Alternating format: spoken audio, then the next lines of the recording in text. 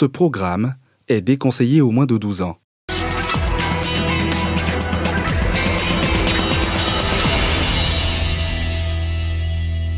Et c'est la gorge et le sexe qu'il a envoyé à son féticheur.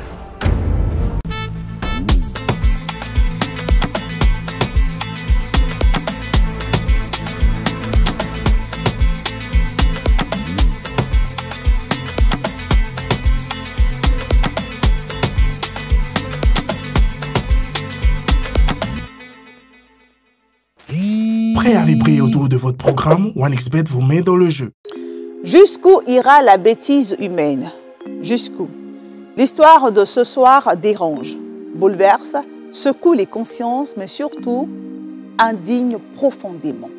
D'un côté, un jeune homme aveuglé par la soif de la richesse, prêt à tout, même au pire pour accéder à une vie de luxe. De l'autre, un faux féticheur, en réalité membre d'un réseau de trafic humain aux pratiques abominables. Et entre eux, une victime innocente, un adolescent de 15 ans, arraché à la vie, sacrifié sur l'autel de la bêtise et de l'avidité.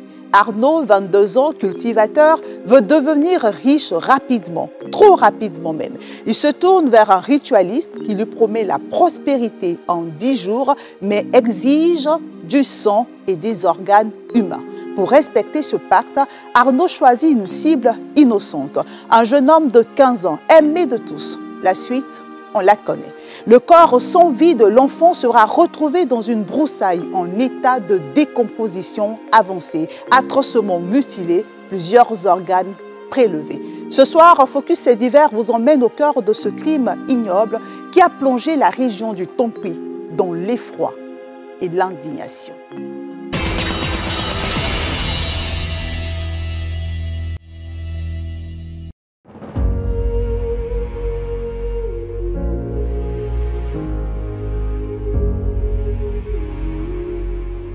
Mardi 25 mars 2025, 9h. La brigade ville de la gendarmerie de Mans est mise en garnison. Des gendarmes, équipés d'armes automatiques en bandoulière, assurent la sécurité à l'entrée et dans les locaux du bâtiment. Les hommes du commandant Sékou se préparent à accompagner un suspect sur un lieu de crime. Après plusieurs jours d'interrogatoire, Arnaud, 22 ans, suspecté initialement d'avoir kidnappé un adolescent de 15 ans à Sandougou-Soba, a finalement avoué lui avoir donné la mort. Déguisé en gendarme pour l'occasion et menottes au poignet, il va conduire la gendarmerie jusqu'au corps de sa victime.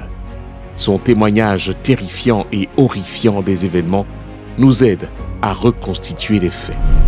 Tout commence dans la soirée du mardi 18 mars 2025.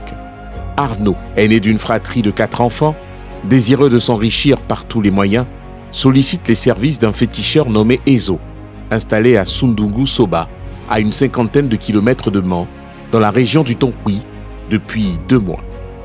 Ce dernier lui promet richesse et prospérité en 10 jours, s'il s'acquitte d'un rituel impliquant du sang et des organes humains.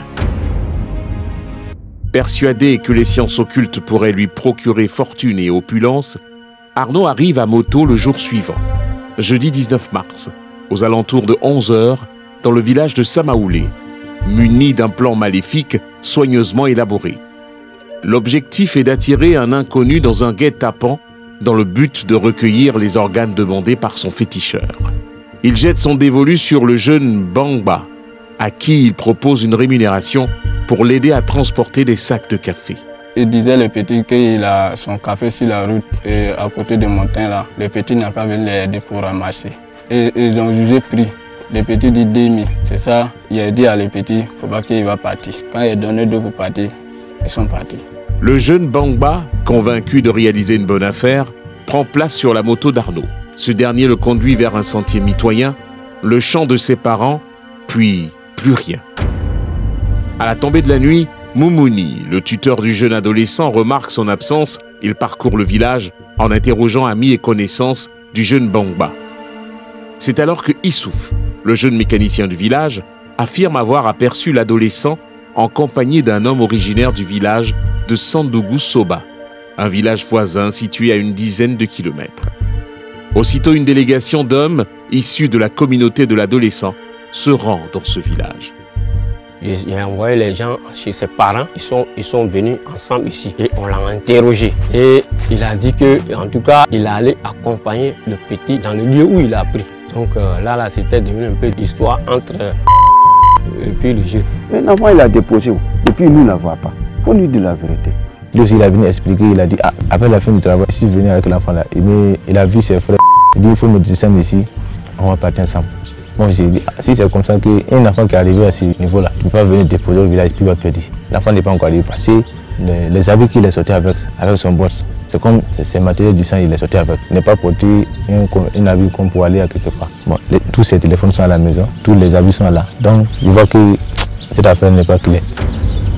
Pour élucider cette affaire et ramener la quiétude, les chefs des villages de Sandougou Soba et Samaoulé prennent les taureaux par les cornes.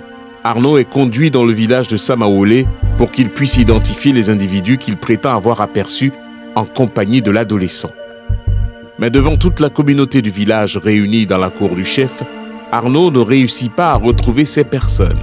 Le sous-préfet de la localité et la gendarmerie de la brigade ville de Mans sont informés de la mystérieuse disparition du jeune Bangba pendant que les populations poursuivent les recherches. Il était respectueux, il était tellement bon que son grand frère l'avait laissé ici dans son champ pour partir même au pays. C'est lui qui travaillait, était un bon travailleur. C'était un petit, mais il était tellement bon. Le chef m'a mandaté de tourner avec sa photo. Le petit l'a perdu, on ne sait pas où il est rentré. On ne sait pas où il est rentré. Je suis parti faire une journée entière en train de faire ça. Au troisième jour des recherches, l'inquiétude laisse place à la suspicion. Moumouni, accompagné du chef du village, dépose une plainte contre Arnaud à la brigade de gendarmerie de Mans. Dans un premier temps, ce dernier affirme avec assurance avoir raccompagné l'adolescent au village après une journée de travail. Mais placé en garde à vue pour nécessité d'enquête, il finit par se mettre à table et ce qu'il révèle fait froid dans le dos. Ce jour-là, il a envoyé le jeune Bangba dans une broussaille à 4 km du village. Une fois sur place, l'adolescent s'assoit sur un rocher pour attendre la suite de son programme. Profitant de son inattention, son bourreau se glisse derrière lui et l'étrangle jusqu'à ce qu'il perde connaissance. Il le ligote. Ensuite, il retourne à Sandougou Soba. Vers 20 h, il est revenu discrètement sur le lieu pour achever son œuvre macabre en égorgeant sa victime. Quand il a arrêté le sang, il allait verser dans la rivière. Et c'est la gorge et le cesse qu'il a envoyé à son féticheur. Suite aux informations livrées par Arnaud, la gendarmerie se rend dans le village de Sandougou Soba. Grande sera leur désillusion de constater que le marabout a déjà pris la poudre d'escampette. La nouvelle de l'assassinat du jeune Bangba se répand telle une traînée de poudre. Tristesse, colère et angoisse s'entremêlent. J'ai commencé à pleurer parce qu'il ne pensait pas à ça, parce qu'il était trop embrouillé. Il n'était plus en place. Et vraiment, tout le monde était découragé. On avait peur. Submergés par la douleur de la tragique disparition d'un des leurs, les membres de la communauté du jeune Bangba sont sur le pied de guerre. Ils disent vouloir venger la mort de leur fils. Pour éviter une escalade vers un conflit intercommunautaire, les autorités administratives et sécuritaires mènent une médiation pour apaiser les cœurs meurtris. Ils avaient même commencé à barricader les voies et les autorités sont vite intervenues pour leur faire comprendre que ce n'était pas la solution, que l'affaire entre les mains de la justice. Ça allait être farouche. Vraiment, ce qu'on voyait là même là, nous-mêmes on avait peur. Vraiment, comme le bon Dieu était avec nous, je remercie vraiment la communauté étrangère, sans quoi c'était, je peux dire, la guerre.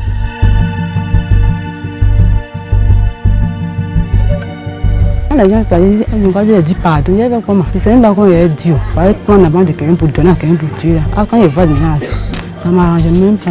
Il y a eu peur, on ne peut pas vivre, mais moi je suis ici, c'est moi ici dans la souffrance là. Marqués au fer rouge par cette horrible tragédie, les populations ne sont pas au bout de leur peine. Reste à trouver où se trouve le corps du jeune Bangba.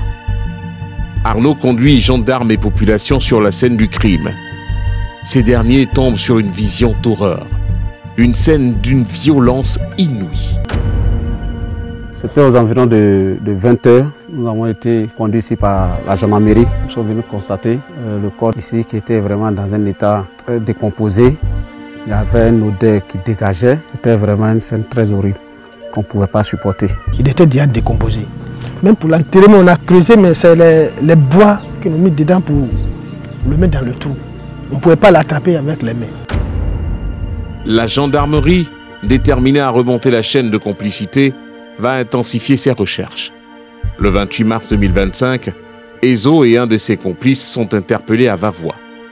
Un ouf de soulagement pour les populations de la sous-préfecture de Sandougou-Soba. C'est-à-dire que tout ce qui est pratique fétichiste pour devenir riche, aujourd'hui c'est impossible. Il faudrait que chacun se mette au travail s'il veut avoir de l'argent et qu'il abandonne toutes ces pratiques néfastes visant à assassiner autrui pour se faire de l'argent. À la maison d'arrêt de Mont, Ezo, Arnaud et un troisième complice attendent désormais de répondre devant la justice. Les chefs d'accusation sont lourds. Meurtre, complicité de meurtre et pratiques occultes. Pour beaucoup, ce crime dépasse l'entendement. Certains villageois n'hésitent pas à le qualifier de crime contre l'humanité, tant la douleur est profonde. Ce drame laissera des traces indélébiles, non seulement dans l'histoire du village, mais aussi dans la conscience collective, comme un terrible rappel de ce que l'avidité et l'ignorance peuvent engendrer lorsque l'humanité abdique. Bonsoir. Paris gagné, vous venez de suivre votre programme avec OneXBet, site de paris sportifs en ligne.